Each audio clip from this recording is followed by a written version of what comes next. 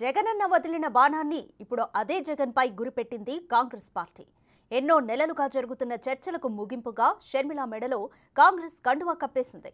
దీంతో ఏపీలో సరికొత్త రాజకీయానికి తెరలేపింది కాంగ్రెస్ అధిష్టానం.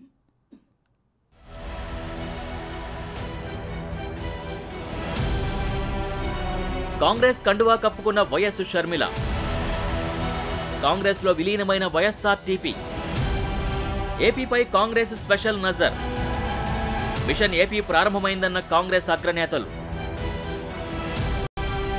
ఏపీలో అధికారం చేపట్టేందుకు వ్యూహాలు రచిస్తున్న కాంగ్రెస్ అధిష్టానం మరో ముందడుగు వేసింది.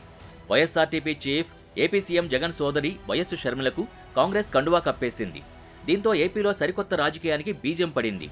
హస్తం అగ్రనేతలైన మల్లికార్జున ఖర్గే, రాహుల్ సమక్షంలో ఆమె కాంగ్రెస్ కండువా కప్పుకున్నారు. ఈ సందర్భంగా తన పార్టీని కూడా కాంగ్రెస్లో విలీనం చేశారు. వైఎస్ఆర్ బిడ్డగా వైఎస్ఆర్టీపీని కాంగ్రెస్లో విలీనం చేయడం సంతోషంగా ఉందన్నారు షర్మిల. చనిపోయే రోజు వరకు కాంగ్రెస్కి ఎంతో సేవ చేశారని తన తండ్రిని గుర్తు చేసుకున్నారు.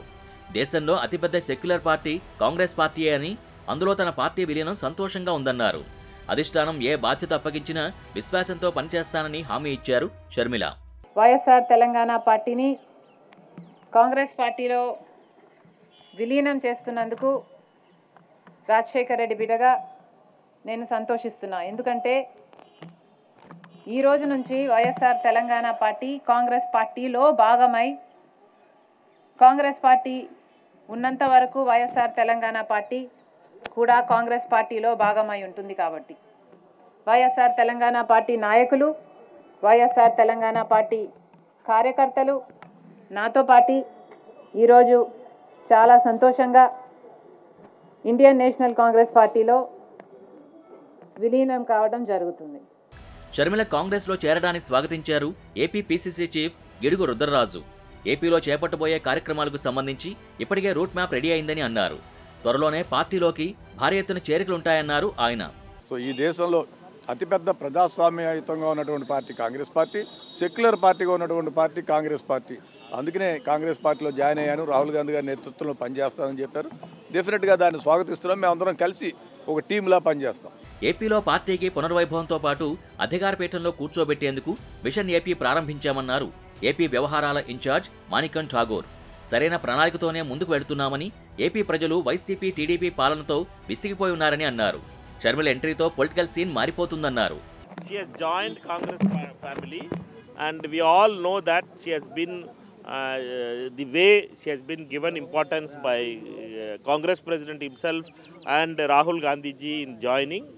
Both of them were part of it. Therefore, it shows that she is a very important asset for Congress party, and we all hope that the Congress president will decide about her future. Focus is on Andhra Pradesh, and we are very clear that Congress party mission Andhra Pradesh has already started.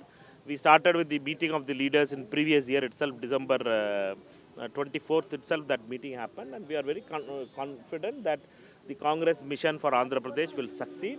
And because people of Andhra Pradesh are frustrated and they are worried about the misrule and the betrayal of Modi Pradesh, the promises made by the central government to the people of Andhra Pradesh has not been kept. Therefore, Congress party will take this to people of. నిజానికి తెలంగాణ ఎన్నికల నాటి నుంచి Sharmila party విలీనంపై ఉత్కంఠ కొనసాగింది. అప్పట్లో చర్చలు కుదరకపోవడంతో Sharmila silent అయ్యారు. అయితే వైఎస్ఆర్ బిడ్డ కావడంతో ఏపీలో ఆమెను దించితే పార్టీ బలోపేతం అవుతుందన్న ప్రచారం అప్పట్లోనే సాగింది. అంతా ఊహించినట్టే తన పార్టీని కాంగ్రెస్లో విలీనం చేస్తూ తన సొంత అన్న జగన్పై పొలిటికల్ యుద్ధం చేయడానికి సిద్ధమయ్యారు షర్మిల.